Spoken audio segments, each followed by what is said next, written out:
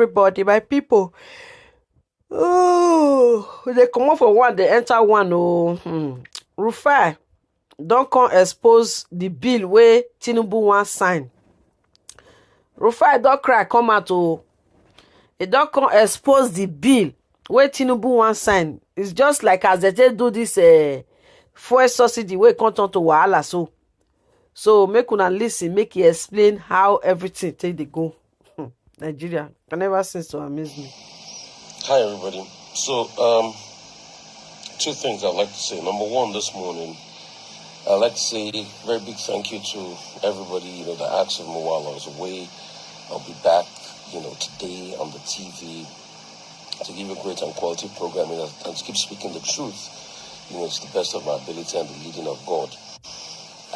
Secondly, there's a bill I'd like to talk about that President Bola Ahmed Tinubu's table, and it's a bill that takes the pension scheme off contributory pension scheme for the police. Thank you very much, Joseph. Good morning. Board.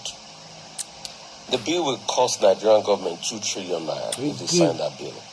Because when you take the police off the existing contributory pension scheme and you put them in a police board, what happens is the fact that it increases the money the federal government is going to pay as regards servicing police pensions.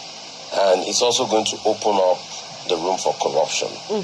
We all remember Abdurrashid Maina and that corruption allegations. I don't know where they push the story to as we speak now.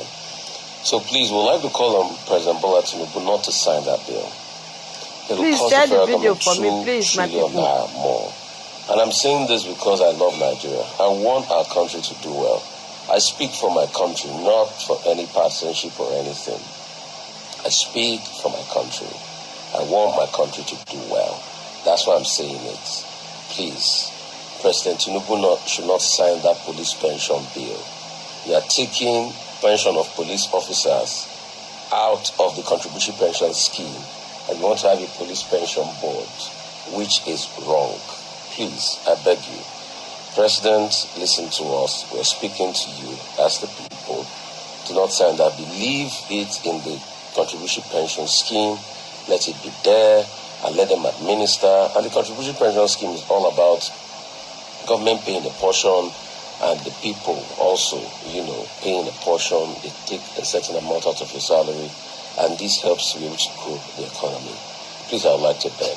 And speaking of bills this one, there's another bill I've been pushing. And I'll tell you a little bit about my story. For about 12 years, I was a caregiver for my father. My father had medical challenges, and it affected mobility functions for him. For about 12 years, I was a caregiver for my father. And I see how hard it was, to take care of the elderly in Nigeria. We go to many places, no ramps, no things, no access for people, even with certain disabilities and all of that. But my father was a strong man, but he finally passed, last year at the age of 86 going to 87. And I've been thinking of many things to be able to immortalize him and care for elderly people out there. So I'll be willing to work with any lawmaker. In fact, one has reached out to me, but I would like to work with multiple lawmakers on a bill called the Elderly Care Bill. And I also work with a couple of my friends on this. In fact, a very good friend of mine, Tony, her mother too is 89 years of age. She's got dementia. Thank you very much, and it's been very tough, for her. And it was through taking care of the elderly ones that we discovered that, do you know that medical insurance, I think, doesn't cover people after a certain age of 80 in this country.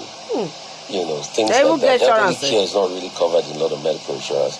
So some of the things we'd like to push in the bill is that health insurance too should be able to cover people after a certain age. Government should be able to put money aside, for care and things like that. Investment should be done on elderly people, to be able to bolster health activities, health clubs for the elderly people and things like that. And many other things. We've not really crafted the bill, but we'd like to get input from as many people, possible as regards this bill. And it's going to be the first of its kind I'm really going to push to be able to help a lot of elderly people. So I said, if there's any lawmaker out there, I would like to, also see the the support we can give. The support I'll give pretty much will be media support with my platforms like this and other platforms.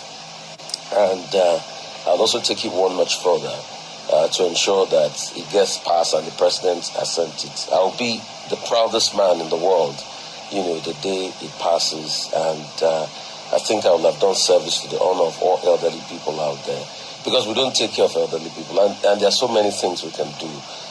Take, for instance, we should even have like bus passes for them, or reduced, buses for senior citizens. We could make it as a law that anytime an elderly person comes into a bus or something, that the price should be greatly reduced for them. Help elderly people as much as possible. And these are the things I push. As I'm also helping elderly people, I'm also creating a lot of things for younger people. I see that the reading culture is long gone in this country, so I'm trying to bring it back by building a couple of libraries everywhere. As God leads me and give me the enablement, I'll make library facilities available in honor of my parents too. So under something called the Oseni Center, I'll be making library facilities available, probably, most parts of the country, because, most libraries are shut down in this country, and public libraries are no longer there, and people don't have that reading culture, and people virtually do not read. So creating that ecosystem for them to be able to sit down, pick up a book and read is going to also help social consciousness in the country and all of that. So, we're looking forward to that level of advocacy, and these are the things I'm going to be doing with all my work in the media. So I'd like to thank all of you for your time, but once again, I'd like to call on President Bola Tinubu to let voice of reason prevail. That bill might be injurious to Nigerians. And hey, you guys watching me here, I'm also going to, give a lot of good contents to you, preachings and sermons. I'm going to bring a lot of them here also. So please do well, stay with us here. It's going to be a great ride. And thank you so much. And officially, I want to say a big shout out to who will be my 200,000 followers. Since I started building this page, I've gotten 199,000 now. It's going to be 200,000 followers. I'm probably sure after this video I'll have 200,000 followers. So that person, big shout out to you. And before, the end of this month into next month, we're pushing up. The target will be 1 million followers on this page, because if we have 1 million followers, then we can create 1 million followers of good, and we'll keep doing all of these things. So 2 things I'm working on this year: the elderly bill. Once the swearing lawmakers from the 13th, we'll be able to talk to them. But also, another thing I'm pushing strongly is going to be what I call the City Center, where we get to provide library and facilities for people, young children out there, and elderly people to all over the world, so that we can bring about a reading culture and also put more things as regards reading out there, and let it be a syndication, worldwide, to be able to help a lot of people read and have better social public discourse. Because I feel if people read more, they understand more, their lives become a whole lot better, we'll have a lot less problem in the world, and the world will be a better and a safer place. And I want a safer world. Love you, Mother Watson. So I beg go, may una share this video, may go share it for President Tinubu Bala Blue Bulaba. The bill where they carry, they come again. The police bill enemy fund. They say make you not sign am. If you sign, I go come still be like a subsidy where they remove, so we not going to remove. When they don't talk to Wahala, so now still scam alert. Now for even I go put out for the comment. Scam alert. Now it be President Nenemi Bulaba Bulubu. Don't sign this bill. Everything about Nigeria and how they go just take chop money. They say me you not sign the bill. Don't say now 1 year 90 the year was. So me I shout out for the 2nd year. President Bulaba Bulubu. They say make you not sign the bill. Say that scam. Rufai, he don't come explain them how many trillion when they see they got that bill, and they said it's not true.